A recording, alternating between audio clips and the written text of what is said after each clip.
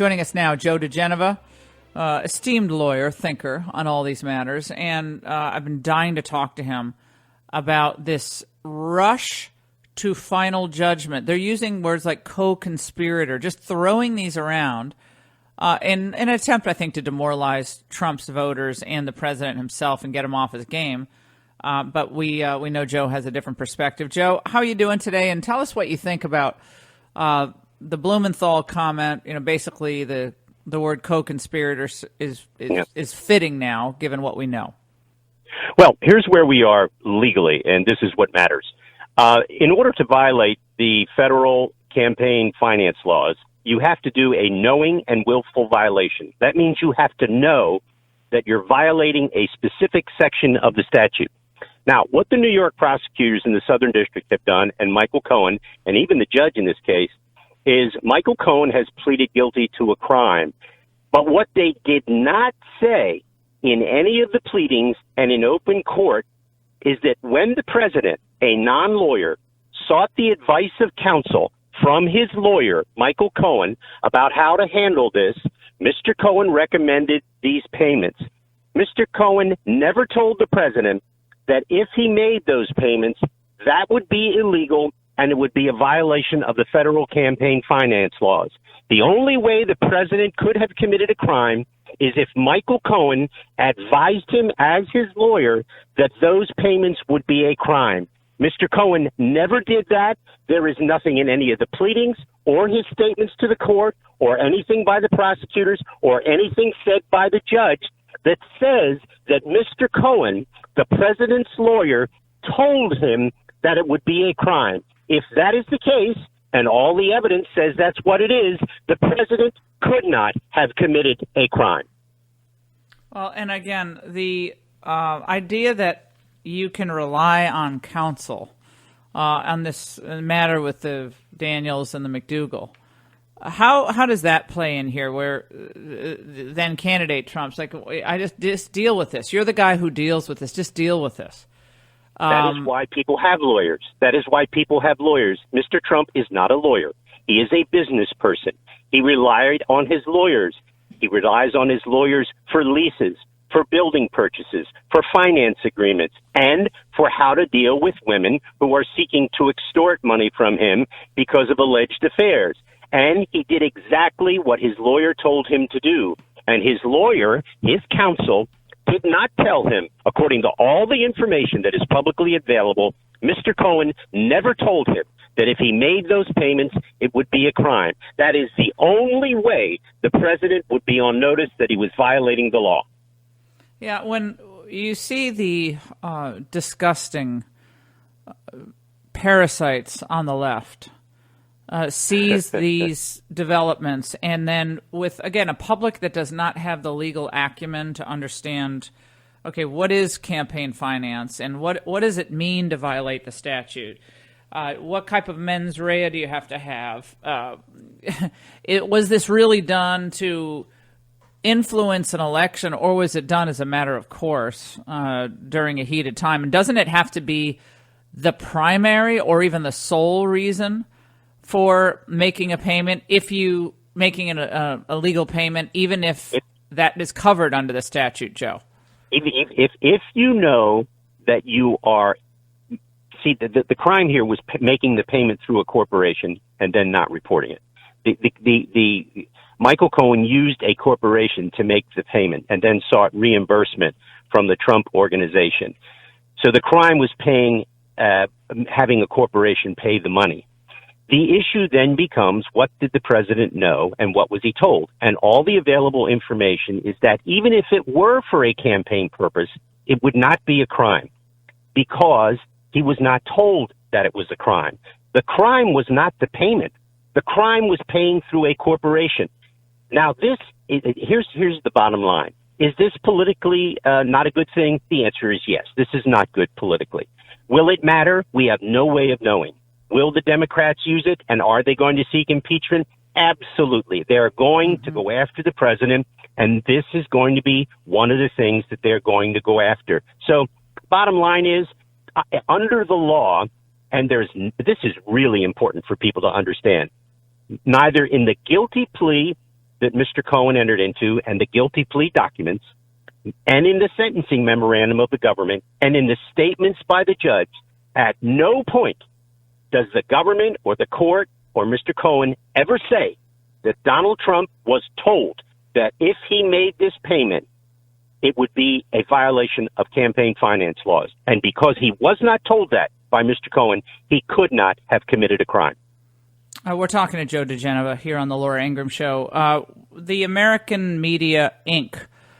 Issue. Mike Barnicle raised this, and this involves the former pal of the president who owns the National Enquirer, and this is what Barnicle said after the details revealed yesterday. It was a devastating day for the White House and for Donald Trump, because what the AMI settlement with the Justice Department does is literally, figuratively, put Donald Trump in the room as part of a conspiracy. They are the corroborating witness to Michael Cohen's testimony. Does that add up to you, given what you saw? I mean, he basically got immunity, right, Pecker?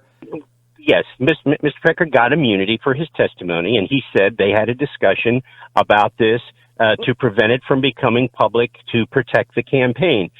First of all, and Mr. Pecker, I'm sure that whatever Mr. Pecker says, the government believes. And I have no reason to doubt Mr. Pecker's testimony. The point is, it doesn't matter, because unless Mr. Pecker's not a lawyer, he's a friend of the president. He was present. He's a witness. They gave him immunity, so he, everybody seems to have needed immunity because they were being charged with something that wasn't a crime. Right. Assuming, for the sake of argument, which of course we now know is true, this was not a crime. The Southern District did what they always do. They're very, very good lawyers.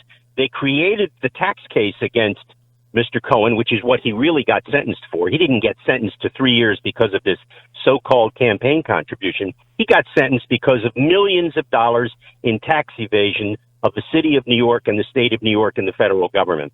Whatever happened in front of Mr. Pecker is only relevant to a non-crime, and it does not implicate the president in a crime, because the president was not told by his lawyer that what he was doing was a crime. Yeah, and again, I think if this is where Russia collusion ends up, I mean, this is what we thought from the beginning, though, Joe, that this was all a ruse to create a fishing expedition to get into the Trump finances. And pretext.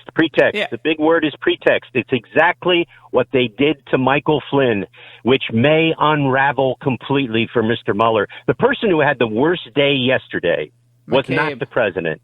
It was Mr. Mueller, because Judge Sullivan in the Flynn case said, I want to see every FBI note related to the interview of General Flynn. Yeah, the fact that this went down this way, that they sent these agents in to interview Michael Flynn, and that the agents encouraged him not to have a lawyer, and they already had the transcript of Michael Flynn's call with the Russian ambassador, there was nothing wrong with that call. Nothing wrong with the call. Nothing wrong with what they talked about, legal. Apparently.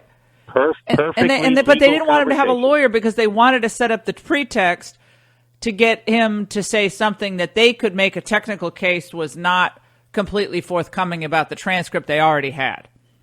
This was done at the direction of Sally Yates, the then acting attorney general, to create a pretextual crime with Michael Flynn, to use him to create a maelstrom around the incoming president of the United States. This is why what Judge Sullivan did yesterday is very dangerous for Mueller, and also very dangerous for the Democrats. Yeah, I think, again, that news yesterday about what they did and how they did it, I mean, apparently Michael Flynn was like showing them around his office, saying, "Oh, you want to tour the office?" Like, he didn't think there was any problem there, Joe. Which is, anytime here's a clue. Here's something we've learned, Joe. The public maybe has learned. Anytime the FBI says, "Hey, we just want to chat with you," unless it's a background check for somebody else, like if you're going into work in the government, it's probably the idea to say, "No, thanks," unless my lawyer is present. I mean, it's crazy. Yeah, well, obviously General Flynn was acting in good faith. It's transition time. He's the incoming advisor to the president. He's in the White House. And Sally Yates set in motion a coup d'etat, which had been underway for some time with Comey and Strzok and McCabe and other ones. And that performance in the White House with General Flynn was a despicable moment for federal law enforcement. Shame on them all. And if Judge Sullivan does his job, which he's very capable of doing, as he did in the Ted Stevens case where he discovered DOJ corruption, I think he's about to discover some horrible, horrible corruption inside the Bureau, and it's Sally Yates' level inside the Justice Department. I think that's I got the same feeling yesterday, Joe diGenova. I really did. I thought something else is cooking here. They didn't even create the 302 until 7 months after they interviewed Flynn in August. You know what? That is the most unbelievable part of this story. The 7-month time period between the interview, their notes, and a final 302. That means that the 302 was designed to create a crime where none existed. No, I think, again, in the end, when this is really unraveled, it's going to go so deep and be so corrupt. And if Donald Trump was not elected president, none of this would be. I mean, they wouldn't be concerned about the Stormy Daniels. It was all to get Trump out of office. They couldn't believe he won. After everything they had done, he won, and then it was like, okay, we have to go into overdrive. We have to go. Yep. We have to figure something else out here. Go after Flynn. Yeah, people also have to remember that notwithstanding that none of these people has been indicted yet in the Bureau and in the DOJ, 26 people have been fired, demoted, reassigned, retired, resigned, etc. 26 people in the FBI and the Department of Justice. You wouldn't know it had happened if you read the daily news. It's all about this other nonsense. But this is not going to go away. It isn't. When there's a new attorney general, Bill Barr, and he's in, he will make sure that whatever is investigated includes all of this. There's just no doubt about it. We may have to wait a little time for justice, but we're going to get it. Oh, I certainly hope so. Any other thoughts on the chief of staff position for the president, Joe? Well, I'm a big fan of people who are smart and cagey and understand that you're not going to run this president. No. You're not going to run this president.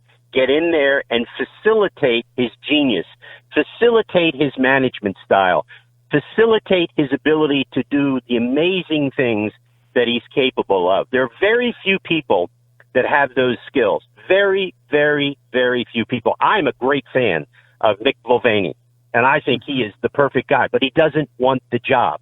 And you can't have a member of Congress. They're all horrible. They're just the worst managers in the world. Yep. They have no brains. They vote and they give speeches. Chris Christie is a killer. He might be perfect. The best thing about Chris is he knows the president. He knows him very well. He's been a governor. He knows how to run things. And more important than anything else, he doesn't have to be confirmed. Yeah, I think Chris Christie's the guy. If he would do it, I don't know if he would do it, but I think he also knows the media. And I think, Joe, there's so much pressure on this president to do all the heavy lifting all the time in the media. It's good to have someone else who can clear cut these people. Listen, I think Chris Christie would take this job in a New York minute. Joe diGenova, always great to talk to you. Thanks so much for the perspective.